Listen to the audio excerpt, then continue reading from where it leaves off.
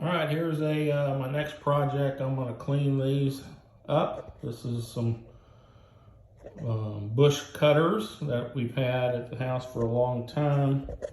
I'm going to remove these pins. I'll work on these handles, get those cleaned up, and these are in long need of some attention. I'll probably remove these pins and put them back on with screws, because really I just don't know how to do the pins or get the pins or whatever. So, but it looks, I've seen other people use screws.